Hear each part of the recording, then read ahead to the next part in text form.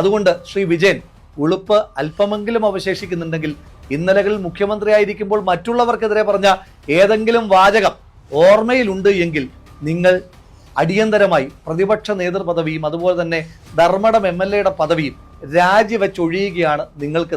വീട്ടിലേക്ക് പോകുന്നതിന് മുമ്പേ രാഹുൽ മാങ്കൂട്ടത്തിൻ്റെ തിരിച്ചുവരവ്, കോൺഗ്രസിലേക്കുള്ള തിരിച്ചുവരവ് ആഗ്രഹിക്കുന്ന ആളുകളൊക്കെ വീഡിയോ ഒന്ന് ലൈക്ക് ചെയ്യണം. എത്ര ആളുകൾ രാഹുലിൻ്റെ തിരിച്ചുവരവ് ആഗ്രഹിക്കുന്നുണ്ടെന്ന് അറിയാനാണ്. അതുപോലെ എല്ലാവരും കമൻറ്റ് ചെയ്യണം. അതുപോലെ ചാനൽ ആദ്യമായിട്ട് കാണുന്നവരെങ്കിൽ ഉറപ്പായിട്ട് ചാനലിലൂടെ സബ്സ്ക്രൈബ് ചെയ്ത് ഫോളോ ചെയ്ത് വയ്ക്കണം. അപ്പോൾ ഇന്ന് പിണറായി വിജയൻ്റെ വീട്ടിൽ ED റെയ്ഡ് നടന്നു. ഒരിടത്തല്ല, എല്ലായിടത്തും പിണറായി വിജയൻ എവിടെയൊക്കെ വീടുണ്ടോ അവിടെ എല്ലാം ED റെയ്ഡ് ഇന്ന് നടന്നു. തിരുവനന്തപുരത്ത് നടന്നു, കണ്ണൂർ നടന്നു, അതുപോലെ പിണറായി വിജയൻ്റെ മരുമോൻ മുഹമ്മദ് റിയാസിൻ്റെ വീട്ടിൽ നടന്നു. പിണറായി വിജയനുമായിട്ട് ബന്ധപ്പെട്ട് നിൽക്കുന്ന ആളുകൾ വീട്ടിലെല്ലാം, മെയിനായിട്ടുള്ള സ്ഥലത്തെല്ലാം ഇന്ന് റെയ്ഡ് നടന്നു. അപ്പം തിരുവനന്തപുരത്ത് ഇതുപോലെ ED റെയ്ഡിൽ പ്രതിഷേധവും അതുപോലെ അവിടെ നടന്നിട്ടുള്ള സംഭവങ്ങളൊക്കെ നമ്മളിന്ന് കണ്ടതാണ്. വാർത്തയിൽ മാധ്യമങ്ങളിലൂടെ നമ്മളൊക്കെ ഇന്ന് കണ്ടതാണ്.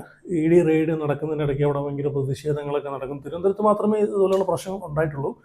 അപ്പം ED റെയ്ഡ് എല്ലാം കഴിഞ്ഞതിന് ശേഷം ഏകദേശം രാവിലെ തുടങ്ങിയ ED റെയ്ഡാണ് ഏകദേശം തീർന്നപ്പോഴത്തേക്ക് ഒരു 2, 3, 4 ഏകദേശം 4 മണിയോടായി. അപ്പം എല്ലാം കഴിഞ്ഞതിന് ശേഷം ഈ പറഞ്ഞിട്ടുള്ള റെയ്ഡിന് വന്ന ED ഉദ്യോഗസ്ഥർ പോകുന്ന സമയത്ത് ഈ പറഞ്ഞിട്ടുള്ള അവർക്കെതിരെ ഈ പറഞ്ഞിട്ടുള്ള പ്രവർത്തകരുടെ CPMകാരുടെ ആക്രമണം ഉണ്ടായി. അതുപോലെ വണ്ടികളൊക്കെ അടിച്ച് തകർക്കുകയുണ്ടായി. പോലീസൊക്കെ നോക്കുകുത്തികളെ പോലെ നോക്കി നിൽക്കേണ്ട അവസ്ഥ വന്നു.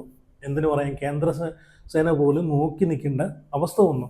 അപ്പം ഞാനിങ്ങനെ ആലോചിക്കും, എന്തൊരു മണ്ടന്മാരാണ് ഇവന്മാരൊക്കെ. ഈ ED റെയ്ഡ് എന്താണെന്ന് പോലും അറിയാതെ അവർ ED റെയ്ഡിൻ്റെ ഭാഗമായിട്ട് കേന്ദ്രത്തിൽ നിന്ന് ഉള്ള നിർദ്ദേശമാണ്, അല്ലാതെ നമ്മളെ കേരളത്തിൽ നിന്നുള്ള ഈ പറഞ്ഞിട്ടുള്ള അവിടെ നിന്നും കേരളത്തിൽ നിന്ന് വന്നിട്ടുള്ള നിർദ്ദേശത്തിൻ്റെ നമ്മുടെ മുഖ്യമന്ത്രി VD സതീശനോ അല്ലെങ്കിൽ ആഭ്യന്തരമന്ത്രി രമേശ് ചെന്നിത്തലയോ ഇവരാരുടെയും അറിവോട് കൂടിയിട്ടല്ല ഈ സംഭവങ്ങളൊക്കെ നടന്നതും. ഇവർ ആരും അയച്ചിട്ടല്ല. അവിടെ ED റെയ്ഡ് വന്നേന്ന് ആദ്യം അറിയാതെ കഴിക്കുന്ന ആളുകൾക്ക് മനസ്സിലാവുന്നതാണ്. എന്നിട്ടും ഈ പറഞ്ഞിട്ടുള്ള പൊട്ടന്മാർക്ക് മനസ്സിലാവാത്ത എന്താണെന്ന് കഴിഞ്ഞാൽ, അറ്റ്ലീസ്റ്റ് നിങ്ങൾ ED റെയ്ഡ് എന്താണെന്ന് മനസ്സിലാക്കിയിട്ട് വേണമായിരുന്നു അവിടെ പോയി പ്രതിഷേധം കാണിക്കാനും വണ്ടികൾ അടിച്ച് തകർക്കാനും ഈ ED റെയ്ഡിന് വന്ന ആളുകളെ ആക്രമിക്കാനൊക്കെ ശ്രമിച്ചത്. മറ്റേ കട്ടയൊക്കെ എടുത്ത് എറിയുന്നതൊക്കെ കണ്ടായിരുന്നു. അപ്പോൾ എന്തായാലും ഇവർക്കൊക്കെ 8ൻ്റെ പണി കിട്ടും. അത് വേറെ കാര്യം. കാരണം കളിച്ചത് കേന്ദ്രത്തോടാണ്. ഇതിന് ജാമ്യമില്ലാ വകുപ്പ് ചുമത്തി ഇവരെ അകത്തിടാനുള്ള ഈ അക്രമം കാണിച്ച പ്രതികളെല്ലാവരും പിടിച്ചെന്നാണ് പറയുന്നത്. 10 പേരെ പിടിച്ചിട്ടുണ്ട്. അപ്പം ഈ പറഞ്ഞിട്ടുള്ള വധശ്രമത്തിന് എതിരെ കേസെടുത്തിട്ടുണ്ടെന്നാണ് പറയുന്നത്. നിങ്ങളൊന്ന് ആലോചിച്ച് നോക്കി, നിങ്ങളെയൊക്കെ ഇറക്കി ഈ നേതാക്കന്മാർ ഈ പറഞ്ഞിട്ടുള്ള സമരം നടത്തിയും പ്രതിഷേധം നടത്തിയും എല്ലാം ചെയ്തിട്ട് അവസാനം അവർക്കൊരു കുഴപ്പവും സംഭവിക്കത്തില്ല. നിങ്ങൾക്കാണ് പോകുന്നത്, നിങ്ങളുടെ കുടുംബത്തിനാണ് പോകുന്നത്. അതാദ്യം മനസ്സിലാക്കുക.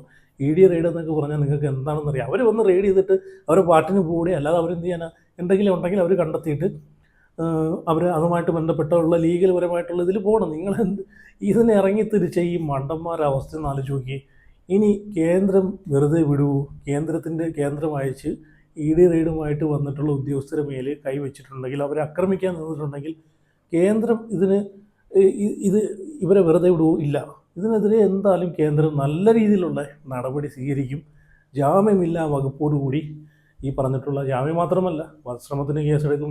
ആര് പിടിച്ചാലും എത്ര കാല് പിടിച്ചാലും ഇതിന്ന് ഊരിപ്പോകാൻ പാടുള്ള കേസാണ്. വല്ല കാര്യം ഉണ്ടായിരുന്നു?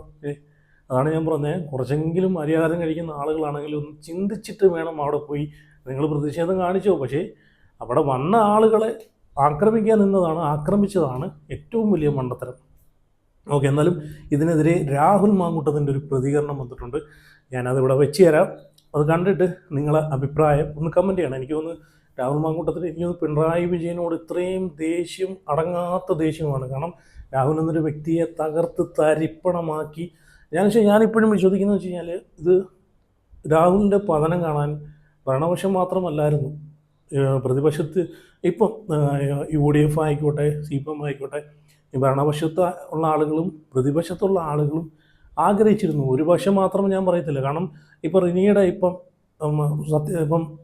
പുതിയ സർക്കാർ UDF സർക്കാർ അധികാരത്തിൽ വന്നിട്ട് സത്യപ്രതിജ്ഞ നടക്കുന്ന ചടങ്ങിൽ നിങ്ങളൊന്ന് ആലോചിച്ച് നോക്കി. അവിടെ എന്തായാലും CPM-മാർ റിനിയെ ഈ പറഞ്ഞിട്ടുള്ള VIP പാസ് കൊടുത്ത് ആക്സസ് കൊടുത്ത് അത്രയും ആ ഒരു സ്റ്റേജിൽ കോൺഗ്രസിൻ്റെ നേതാക്കന്മാർ ഇരിക്കുന്ന സ്റ്റേജിൽ എന്തായാലും ഈ പറഞ്ഞിട്ടുള്ള റിനിക്ക് അവിടെ പാസ് കിട്ടണമെങ്കിൽ അത് UDF-ൽ ആരോ ഒരാളെ ഇത് കൊണ്ട് മാത്രമാണ് കിട്ടിയിരിക്കുന്നത്. അതാണ് ഞാൻ പറഞ്ഞത്, രാഹുലിനെ തകർക്കാൻ ഭരണപക്ഷം മാത്രമല്ലായിരുന്നു, പ്രതിപക്ഷവും കൂടെ ചേർന്നിട്ടാണ് ഈ രാഹുലിൻ്റെ ഒരു പതനം ആസ്വദിച്ചത് എന്ന് വേണമെങ്കിൽ പറയാം.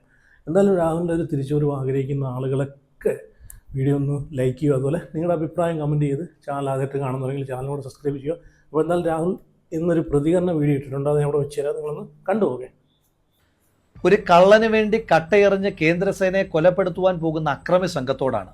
കള്ളൻ ഒരു പക്ഷേ സംഘപരിവാറുമായിട്ടുള്ള രഹസ്യബന്ധത്തിന്റെ പേരിൽ മുട്ടിലിഴഞ്ഞോ കുമ്പിട്ട് നിന്നോ ആ കേസിൽ നിന്ന് ഊരിപ്പോരുമായിരിക്കാം. പക്ഷേ കേന്ദ്രസേനയെ കട്ടയെറിഞ്ഞ് കൊലപ്പെടുത്തുവാൻ ശ്രമിച്ച കേസിൽ നിങ്ങൾ ഓരോ അക്രമി സംഘത്തിലെ അംഗങ്ങളും അഴിയെണ്ണുമെന്നുള്ള കാര്യം കട്ടായമാണ്. ഇന്ന് രാവിലെ വിജയന്റെ വീട്ടിലും വിജയന്റെ മകൾ വീണ വിജയന്റെ വീട്ടിലും വീണ വിജയന്റെ ഭർത്താവ് മുഹമ്മദ് റിയാസിന്റെ വീട്ടിലും അടക്കം റെയ്ഡ് നടക്കുന്നതിന്റെ പേരിൽ കാസർഗോഡ് മുതൽ തിരുവനന്തപുരം വരെ എത്ര വലിയ അക്രമ അഴിഞ്ഞാട്ട അരാജകത്വമാണ് CPM-ന്റെ അക്രമി സംഘം അഴിച്ചുവിട്ടുകൊണ്ടിരിക്കുന്നത്.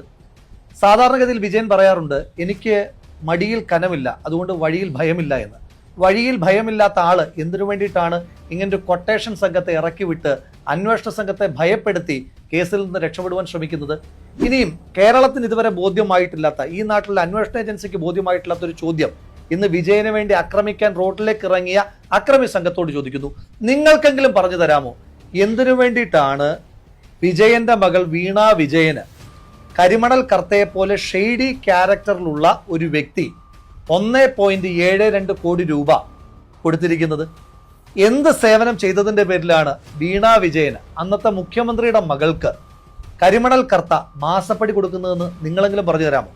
നിങ്ങൾ സമരവുമായി ഇറങ്ങുന്ന ചെറുപ്പക്കാരായിട്ടുള്ള CPM-ന്റെ അക്രമി സംഘത്തിലെ ആളുകളോട് എനിക്ക് സൂചിപ്പിക്കാനായിട്ടുള്ളത്, നിങ്ങൾ ജയിലിൽ കിടക്കും, നിങ്ങളുടെ അമ്മമാർ കണ്ണീര് കുടിക്കും മക്കളെക്കുറിച്ച് ഓർത്ത്. പക്ഷേ വിജയൻ അപ്പോഴും സ്വന്തം മക്കളെ വളരെ സേഫായിട്ട് പ്ലേസ് ചെയ്തിട്ടുണ്ട്. മൂത്ത മകനെ വിദേശത്ത് ഒരു കമ്പനിയിൽ വളരെ സുരക്ഷിതമായി വെച്ചിരിക്കുകയാണ്. ഇഷ്ടംപോലെ ശമ്പളവും അതിലേറെ കിമ്പളവും കിട്ടുന്നുണ്ട്. മകൾക്ക് മാസപ്പടി കിട്ടുന്നുണ്ട്. നിങ്ങൾക്കൊക്കെ ജയിലിൽ ഗോതമ്പുണ്ടേ ഇപ്പോൾ ഇല്ല, ചപ്പാത്തി മാത്രമേ കിട്ടുകയുള്ളൂ എന്നുള്ളൊരു ഓർമ്മ നിങ്ങൾക്കുണ്ടാകണം. വിഷമിക്കുന്നത് നിങ്ങളുടെ കുടുംബമായിരിക്കുമെന്നുള്ള ബോധം ഇങ്ങനെ കട്ടയേറിഞ്ഞ ആളെ കൊല്ലാനായിട്ട് ഇറങ്ങുമ്പോൾ ഉണ്ടാകണം. ഇന്ന് കണ്ട വളരെ ഭീതിജനകമായ ഒരു കാഴ്ചയുണ്ട്. റെയ്ഡ് നടത്തുന്നതിന്റെ പേരിൽ ED സംഘം വാടകയ്ക്ക് എടുത്തിട്ട് വന്നതാണെന്ന് തോന്നുന്നു. ഒരു ടാക്സി കാർ, ആ ടാക്സി കാറിന്റെ ചില്ലിലൊക്കെ കട്ടയെറിയുകയാണ്. ആ വണ്ടി ഓടിക്കുന്ന സാധു മനുഷ്യൻ, ഒരുപക്ഷെ അദ്ദേഹം ED ഉദ്യോഗസ്ഥനൊന്നും ആയിരിക്കില്ല, ഏതെങ്കിലും ടാക്സി ഡ്രൈവർ ആയിരിക്കും. അയാൾ ജീവഭയത്താൽ അലമുറയിടുന്നത് നമ്മൾ വളരെ വേദനയോട് കൂടിയിട്ടാണ് കണ്ടത്. കണ്ണൂരിലും തിരുവനന്തപുരത്തും കാസർഗോഡ് തൊട്ട് തിരുവനന്തപുരം വരെ എല്ലാ പ്രദേശത്തും ഇങ്ങനെ അക്രമം അഴിച്ചുവിട്ടാൽ വിജയൻ രക്ഷപ്പെടുമെന്ന് നിങ്ങൾ വിചാരിക്കുന്നുണ്ടോ? വിജയനെ രക്ഷിക്കണമെന്ന് ആഗ്രഹിക്കുന്ന ആളുകൾ വലിയ വർത്തമാനമൊന്നും പറയാതെ ലളിതമായി പറഞ്ഞാൽ മതി, എന്തിനാണ് കരിമണൽ കർത്ത 1.73 കോടി രൂപ വീണ വിജയന് കൊടുത്തത്? അത് പറഞ്ഞാൽ കേസ് തീർന്നു. കേരളം ഒറ്റക്കെട്ടായിട്ട് ഒരുമിച്ച് വിജയന്റെ കുടുംബത്തോടൊപ്പം നിൽക്കും. ഇതിനെ ഇക്വേറ്റ് ചെയ്യാൻ ഉടനെ രാഹുൽ ഗാന്ധിയുടെ കേസുമായിട്ട് വരികയാണ്. രാഹുൽ ഗാന്ധിയെ ED ചോദ്യം ചെയ്തിട്ടുണ്ട്, ശരിയാ. രോഗബാധിതയായ ശ്രീമതി സോണിയാഗാന്ധിയെ ചോദ്യം ചെയ്തിട്ടുണ്ട്, അതും ശരിയാ. പക്ഷെ അതൊന്നും കരിമണൽ കർത്തയുടെ കയ്യിൽ നിന്ന് മാസപ്പടി കൈക്കൂലി വാങ്ങിയ കേസിലല്ല അവരെ ആരെയും ചോദ്യം ചെയ്തത്. അത് കേന്ദ്ര സർക്കാരിന്റെ വേട്ടയാടലായിരുന്നു. പ്രതിപക്ഷത്തുള്ള എല്ലാ നേതാക്കന്മാരെയും വേട്ടയാടുമ്പോഴും വിജയന് വലിയ സംരക്ഷണമായിരുന്നു മോദിയുടെ നേതൃത്വത്തിലുള്ള കേന്ദ്ര സർക്കാർ എല്ലാ കാലത്തും കൊടുത്തു പോന്നിരുന്നത്. ഇന്ന് നടന്ന റെയ്ഡ് പോലും ബഹുമാനപ്പെട്ട ഹൈക്കോടതി ഇടപെടലിനെ തുടർന്നുള്ളതാണ്. എനിക്ക് ചോദിക്കാനുള്ളത്, എന്തിനാണ് ബഹുമാനപ്പെട്ട ഹൈക്കോടതി ED-യോട് റെയ്ഡ് നടത്തുവാൻ ആവശ്യപ്പെട്ടതിന്റെ അടിസ്ഥാനത്തിൽ ED നടത്തുന്ന റെയ്ഡിനെ ഇങ്ങനെ പ്രതിരോധിക്കുവാൻ ശ്രമിക്കുന്നത്? നിയമത്തിന്റെ വഴിക്ക് പോയാൽ പോരെ എന്ന് തീരുമാനിച്ചാൽ പോരെ? വിജയനോട് ഞാൻ പേഴ്സണൽ കണക്ക് പറയാം. എനിക്കെതിരെ നിങ്ങളുടെ മെയിലിൽ ഒരു പരാതി വരുന്നു, ഊരും പേരും വാലും തലയും ഒന്നുമില്ലാത്തൊരു പരാതി. ഒരു മൊഴി പോലും രേഖപ്പെടുത്താതെ പിന്നീട് കോടതിക്ക് പോലും എനിക്ക് ജാമ്യം തരുമ്പോൾ നിങ്ങളുടെ പോലീസിനെയും നിങ്ങളുടെ അന്വേഷണ സംഘത്തെയും വിമർശിക്കുന്ന രീതിയിൽ എന്നെ അറസ്റ്റ് ചെയ്ത് പോയിട്ട് ഞാൻ ആ അന്വേഷണ സംഘത്തെ പൂർണ്ണമായ സഹകരണമല്ലേ നടത്തിയത്? ഈ നാട്ടിൽ എത്രയോ മനുഷ്യന്മാർ അന്വേഷണത്തോട് സഹകരിക്കുന്നുണ്ട്. നിങ്ങൾ മാത്രം എന്തുകൊണ്ടാണ് അന്വേഷണത്തെ ഭയപ്പെടുന്നത്? അപ്പോൾ അതിന് കൃത്യമായ കാരണമുണ്ട്, നിങ്ങൾക്ക് നല്ല പേടി തട്ടിയിട്ടുണ്ട്.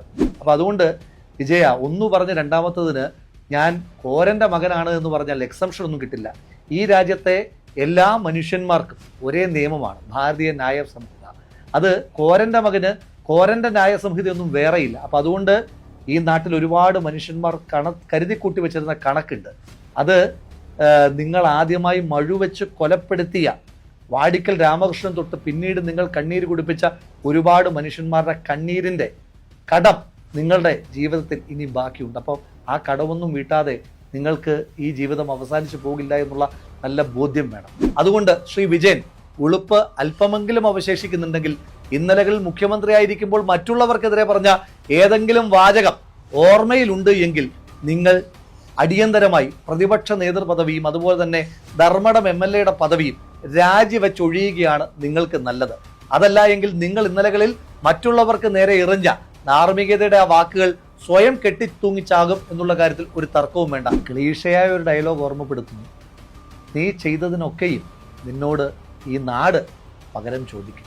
നിന്റെ പ്രവർത്തികൾ ഓരോന്നും നിന്റെ തലമേൽ പതിക്കുക തന്നെ ചെയ്യും. മറക്കണ്ട, ഒന്നും മറക്കാൻ ഈ നാട് ഉദ്ദേശിക്കുന്നു. ഓക്കെ, അപ്പോൾ എന്തായാലും ഇതിനെ പറ്റിയിട്ട് നിങ്ങളുടെ അഭിപ്രായങ്ങളൊക്കെ ഉറപ്പായിട്ടും കമൻറ്റ് ചെയ്യുക. അപ്പോൾ അടുത്ത വഴിയായിട്ട് പിന്നെ വരാം.